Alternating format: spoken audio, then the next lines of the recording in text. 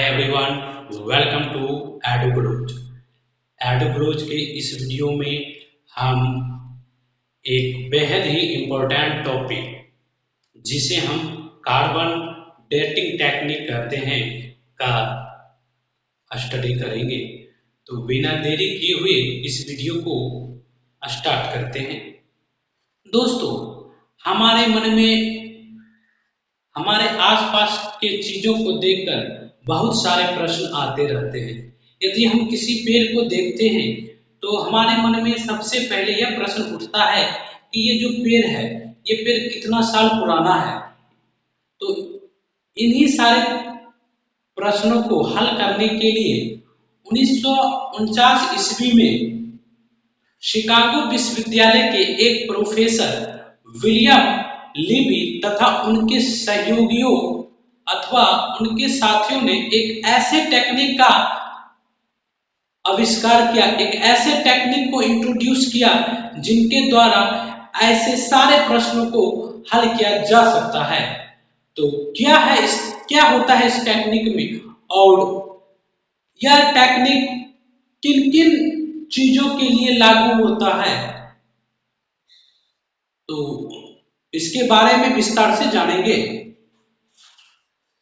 यह बात है सन 1949 ईस्वी में। सन 1949 ईस्वी में शिकागो विश्वविद्यालय के एक प्रोफेसर विलियर्ड लीवी और उनके साथियों ने एक टेक्निक का इंट्रोड्यूस किया, जिस टेक्निक को कहा गया था कार्बन डेटिंग टेक्निक।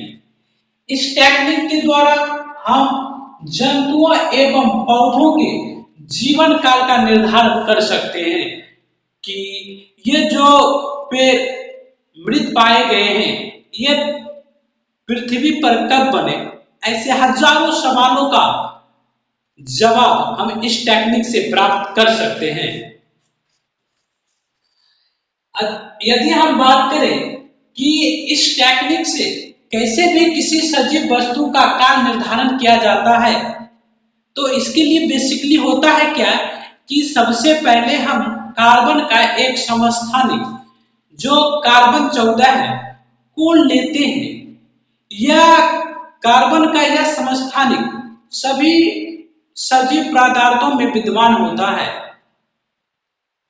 तो सबसे पहले बात करते हैं समस्थानिक क्या होता है। तो समस्थानिक यह तत्वों की ऐसे गुण को कहा जाता है जिनके कारण इनके परमाणु संख्या में समानता पाई जाती है मगर द्रव्यमान संख्या में भिन्नता पाई जाती है।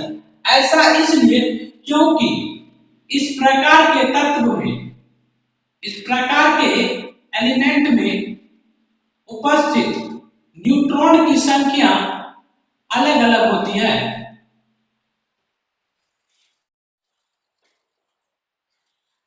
सभी रेडियोधर्मी पदार्थ की तरह कार्बन 14 का भी एक निश्चित दर से क्षय होते रहता है। तो रेडियोधर्मी पदार्थ कहते किसको है? तो रेडियोधर्मी पदार्थ वैसे पदार्थ को कहा जाता है जिनसे अदृश्य किरणें जैसे अल्फा, बीटा और गामा उत्सर्जित होते रहता है। ऐसे पदार्थों को रेडियोधर्मी पदार्थ कहा जाता है। प्राकृतिक में बहुत सारे रेडियोधर्मी पदार्थ हैं, रेडियो एक्टिव एलिमेंट हैं, जैसे थोडियम, यूरेनियम इत्यादि। जब कोई वस्तु जीवित रहता है तो उनमें कार्बन 14 का क्षय जारी रहता है, परंतु उस क्षय को